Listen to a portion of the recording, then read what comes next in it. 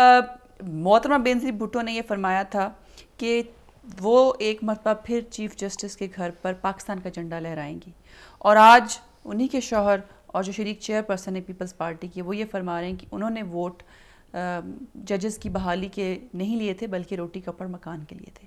दो मुतज़ाद किस्म के मोटोज़ हैं यहाँ पाकिस्तान पीपल्स पार्टी के। देखिए, मैं फिर बात यही कहूँगा कि रेवोल्यूशन में और पॉलिटिक्स में फ़र्क है। अगर तो आपने मुल्क में रेवोल्यूशन लेके आनी है तो उसका हल वही है जो अमीन मलिक साहब ने कहा है कि जजों को कंधों पे उठाएं और सुप्रीम कोर्ट ले जाएं, बाद में जो होता है देखा जाएगा। उसका नुकसान ये होता है कि फिर पार्लियामेंट भी जा सकती है। अब आपने इतना इंतज़ार किया है, लोगों को एक मौका दिया है, लोग पार्लियामेंट में जाएं और इस फैसले का हल निकालें। बिल्डअप करना इन्फॉर्म चॉइस, बिल्डअप करना ओपिनियन और उसको फिर मोबिलाइज करना और आवाम को इकट्ठे करके इस नुक्ते पे लेके आना कि पार्लियामेंट मजबूर हो जाए कि आवाम की मांगें और आवाम के क्लेम्स के ऊपर सेटलमेंट हो जिस तरह वो चाहते हैं। ये अक्लमंदी है, ये प्रैग्मेटिस्ट नहीं है, ये अप्रोच ये अक्लमंदी है।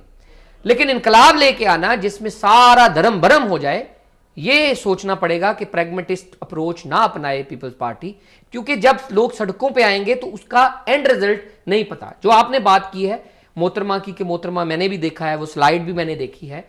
मैं समझता हूं कि डिस्पाइट ऑल हर नेगोशिएशंस, उनका जो हर चीज होने के बावजूद एक मौके के ऊपर उनको पता चल गया था कि अवाम में इस चीफ जस्टिस की पजीराई है और इन जजेस का कुछ ना कुछ सियासी तौर पे हल निकालना पड़ेगा, नहीं तो ये लोग बैठेंगे नहीं। तब उनका ये नारा आया था कि हम इसी चीफ जस्टिस के घर के दालान में झंडा पाकिस्तान का लहराएंगे, कि इसको रिस्टोर करेंगे ऑनर के साथ। That shows the calibre of leadership. मैंने अभी कहा है कि पीपल्स पार्टी में उस लीडरशिप का अब फुकदान है। मोहतरमा बेनज़ीर भुट्टो की कमी महसूस हो रही है। अगर वो इस क्लैन को लीड कर रही होती तो शायद स्ट्रेटजी डिफरेंट होती।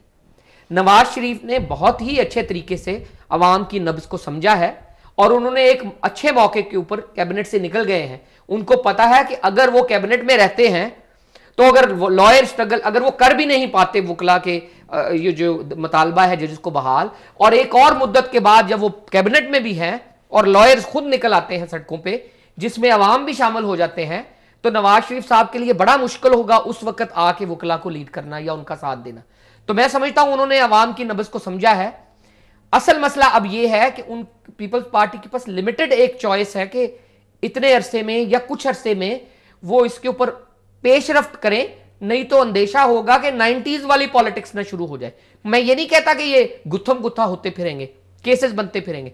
मैं समझता हूं 90 वाली पॉलिटिक्स सूट करती है एस्टेब्लिशमेंट को। अभी जो बाकियात है उनकी मौजें लग गई हैं, उनको पता है कि उधर बात कुछ और करेंगे, उधर कुछ बात और करेंगे, आपस में ये लड़ते फिरेंगे। तो जो बड़े मामलात है, मसलन 18वीं तरमीम है, उसके ऊपर पेशरफ्त नहीं होगी।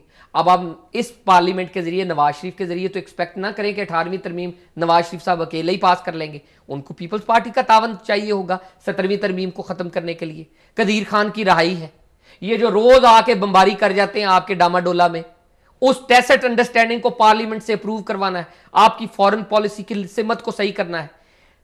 कश्मीर का मसला है, उसके ऊपर पेशरफ्त का अंदाजा लगाना है। इकोनॉमी, ये रोटी कपड़ा मकान, ये कोई इकोनॉमी को कोई आपके पास कोई डुगडगी नहीं है जो बजाएंगे तो इकोनॉमी जो इंटरनेशनल रिसेशन है उसका मुकाबला करने के लिए आपको बहुत ज्यादा समझदारी के साथ डील करना पड़ेगा। ओआईसी आपको तेल की कीमतों के कंट्रोल के लिए इस्लामिक ब्लॉक के से बात करनी पड़ेगी। इन वेस्टर्न लोगों को अपने साथ रखना पड़ेगा कि ये वॉर ऑन टेरर के ऊपर अब हाथ जरा हौला करें। ये सारी चीजें जॉइंट कोलैबोरेशन के साथ हो सकेंगी। ना पीपल्स पार्टी अकेली कर सकेगी, ना नवाज शरीफ साहब अकेले कर सकेगी। तभी मैं कहता हूं कि कोalition को अकलमंदी के साथ जजेस को बहाल करके इशू बाय इशू, जिस तरह इन्होंने कहा है इशू बाय इशू चलना चाहिए। हुकूमत पीपल्स पार्टी को करने देनी चाहिए, जिस तरह हुकूमतें बन गई हैं प्रोविंस में चलनी चाहिए। मैंडेट के ऊपर अपनी मुतालबात जो हैं मनवाने चाहिए।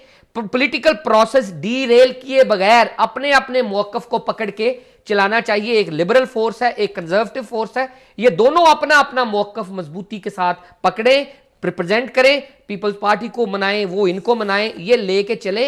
अदरवाइज डर ये है कि ना तो चार्टर ऑफ डेमोक्रेसी रेटिफाई होगा, ना 18वीं तरमीम होगी, नहीं तो आराम से आप सुनेंगे कोई कहेगा मैंने कदीर खान को अंदर किया जो मैं बाहर करूं जी कह रहे हैं वो नहीं, वो कहेंगे जी मैंने किया। आप खुल के बात आप देखें नहीं, वो कहेंगे जी मैंने नहीं अंदर किया, तो भैया आप घर जाएं।